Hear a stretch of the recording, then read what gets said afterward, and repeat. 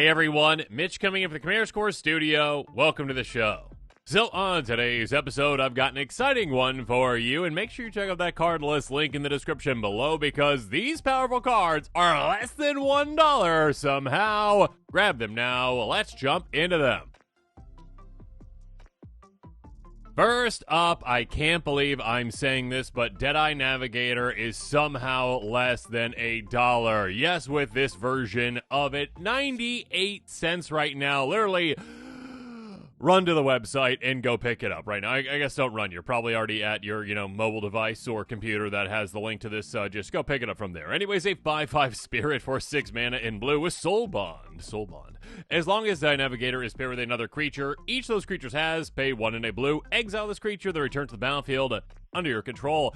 Here's the thing with this one. I mean, it is a combo machine. Anything like, Peregrine Drake style, essentially, that goes, hey, I'll leave, I'll come back into play, I have an ETB, I untap lands. Or enters the battlefield to make treasures. Or enters the battlefield and just gives you mana. There's a lot of different ways to essentially go infinite with this, and yeah, you just basically win the game at that point, most likely, because you've got infinite mana, you could probably blink all your other things. If you've got any other creature with that infinite, ETB trigger as well, like, hey, draw my deck, whatever, okay, play all my cards. You can do crazy things with this, obviously. Even if you're not going infinite, being able to play 2 mana to just get whatever ETB you have. Again, if your commander has a great ETB, cool. Utilize that again and again and again. Again, I can't believe I'm saying this. Less than $1 right now. This is a card that, again, when I started playing was like, at the very least, like $5 plus. This one, pick it up now. Let's stick with a blue creature for the other one, though, but yeah, this one, Stunt Double, is also a card that has not been budget-friendly at all in my career. 91 cents for this gem, a 0/0 shapeshifter with flash for 4 mana in blue. Very simple, very effective. You may have it enter the battlefield as a copy of any creature on the battlefield. This is literally just upgraded clone. This is improved clone. There are, again, a lot of clones these days, yes. And typically, if you're spending 4 mana for a clone, if it has an extra type of, effect, essentially, usually that means that you can't, copy an opponent's creature. You're just like, okay, you're limited to your creatures, which is still great, obviously, but basically this is just improved clone. Okay, just, hey, I'm a clone, I can copy whatever I want, but instant speed out of nowhere. So again, literally just like an opponent's attacking you, and you're like, oh, okay, you're attacking me with a pretty good creature right there. All right, well, other opponent over there has an even better creature. Okay, I'll get a copy of that. I'll block and you're done. Haha. Or just like right before your turn's about to start, go like, okay, I copy the biggest creature on the board and I swing through and take players out. You can do some crazy things with this one. Out of nowhere, pick it up. Speaking of crazy things, a card that when I started utilizing it was underneath $1 and then all of a sudden jumped up over like $5 or so. Again, when all of a sudden treasures became a thing. And now all of a sudden it's back down to 91 cents with some reprints. Second Harvest and instant for 4 mana in green. For each token you control, create tokens copy of that permanent. Note that this does not specify literally like anything. It's like, hey, all those tokens you have? Yeah, those. Any specific types? No, just whatever you want. Okay, cool. Yeah, copy everything. So again, of course, creature tokens. And of course that means like, little 1/1 soldiers. Or again, if you've got like clone effects as well that create creature tokens, my goodness, crazy times right then and there. That's a lovely card for my Giganta deck. I love it. Anyways, or treasures, clues, etc., etc., etc. Make all the tokens in the world for just 4 mana. Again, instant speed right before your turn starts. Just do an absolutely crazy play that your opponents don't expect. Take over the game and win. Moving on, also at 91 cents, Wrap and Vigor, an instant for 2 mana in green. Regenerate each creature you control. Very, very simple. I love simple cards that are effective and efficient, and this is definitely one of them. Now, are there objectively better cards out there? Yeah, Heroic Intervention is a thing. That thing costs like $10+ all the time because it's pushed. It is a pushed card. When they made that, I was like, what? Indestructible and hexproof? Wait, for all my things? For 2 mana?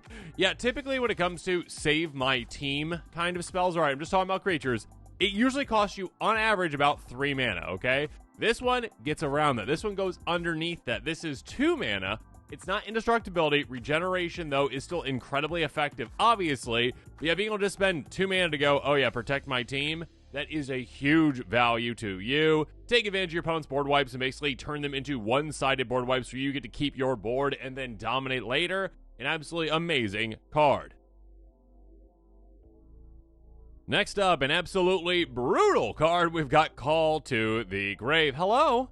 Who's there? Oh, it's the Grave. Okay, here we go. Enchantment for 5 mana in black. At the beginning of each player's upkeep, the player sacrifices a non-zombie creature. Beginning of the end step, if no creature on the battlefield, sacrifice Call to the Grave. Such a fun card. A card where you go, hey, you know what we're gonna do? Sacrifice things. And of course, you are in a deck when you're utilizing a card like this that can afford to sacrifice things. That actually maybe even wants to sacrifice things like aristocrats out of your deck. You're like, oh, great, I get to sacrifice things. Or you're playing this in a zombie deck and you're like, oh, I don't have to sacrifice anything. But your opponents, every single one of their upkeeps, have to go, what impossible decision do I have to make between my 2 creatures? I've got 2 amazing creatures, and now I gotta sacrifice one of them. Oh, no! They're losing a lot of value. You are not losing either anything or things that you actually want to sacrifice and you're fine with. Such a good card for the right strategy. Again, aristocrat style, edict effect deck, just control decks in general, and also, of course, well, zombie decks too.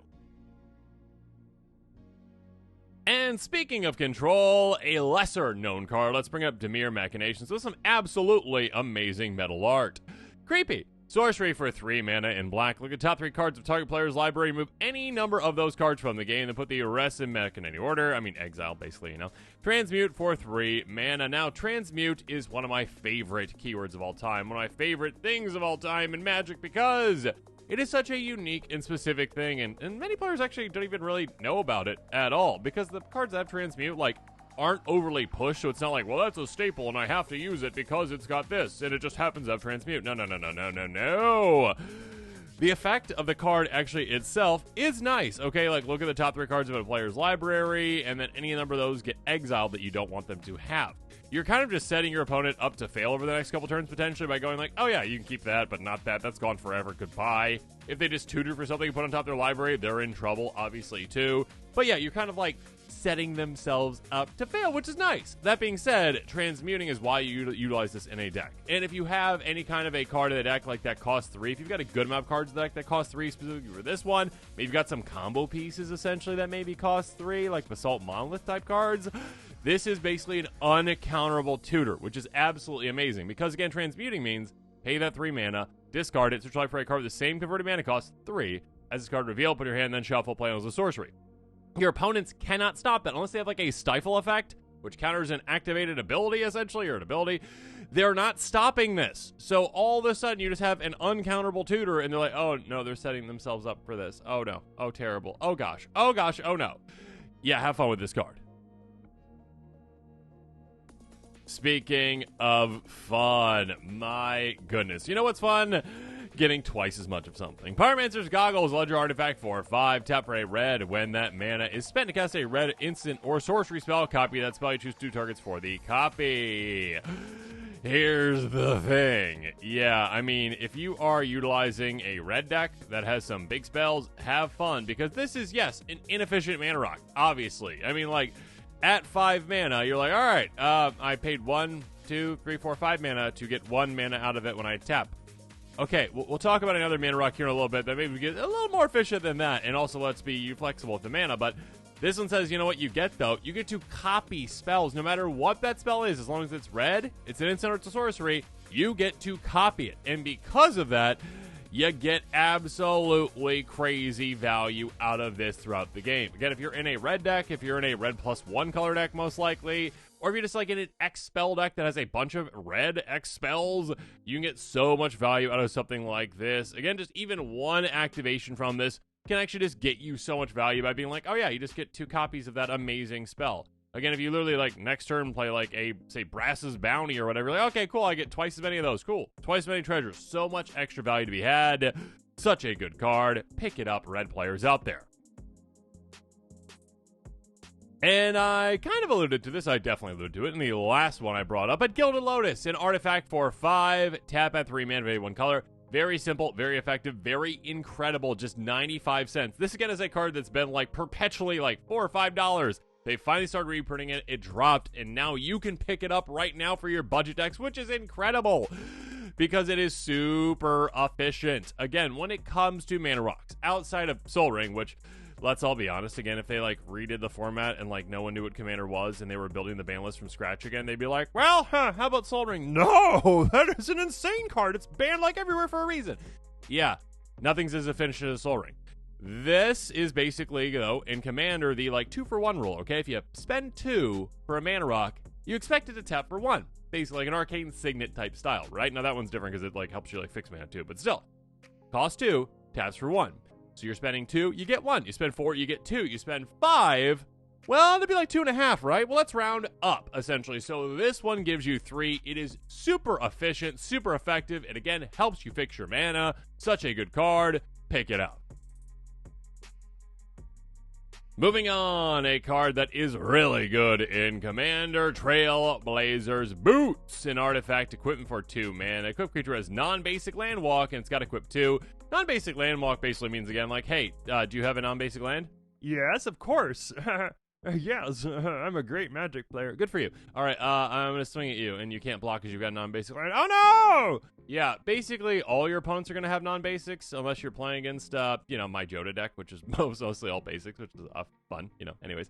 But yeah, most decks out there are going to have at least one non-basic in play, meaning that you basically just have a blanket, just, hey, my creature is unblockable card. So this can obviously be great for, of course, Voltron decks, equipment decks, etc., etc., etc. But if you've got a Commander that maybe has an attack trigger, that has a combat damage trigger, that has a I hit an opponent trigger, any kind of those triggers, that's also amazing. Or just like a heavy-hitting Commander or a heavy-hitting deck, a stompy type deck. There's a lot of decks that are going to want this type of card. Pick it up while it's cheap. And finally, Dragon Fireblade. Such a cool card. Equipment for 1. Says, equipped creature has +2/+2 and Hexproof from Monocolored.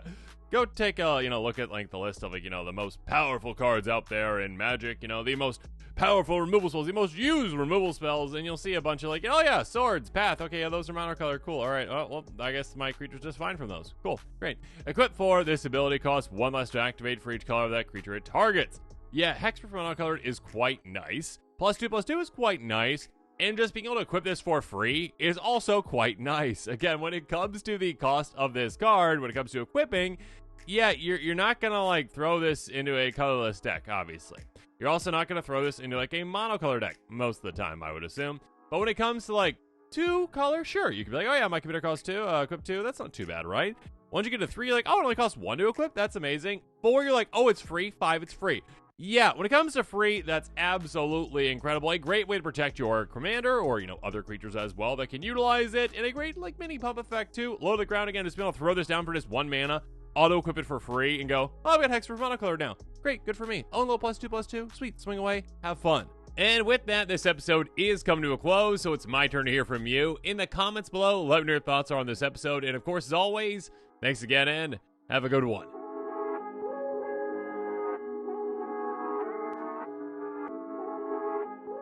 This show and episodes like this one are possible thanks to viewers like you. If you're looking for an easy way to help support this show, make sure that you like, share, and subscribe. Also, hit that bell notification icon so you don't miss any new episodes. You can also go check out our playmats and other merchandise at thecommandersquarters.com. Another easy way to support this show is with our TCG player affiliate links. So whether you're buying a deck or individual cards, you can use this general link right here or one in the description. And the final way that you can support this show is by supporting us directly by becoming a patron. There are many benefits to being a patron, and I truly couldn't do this without all of their support.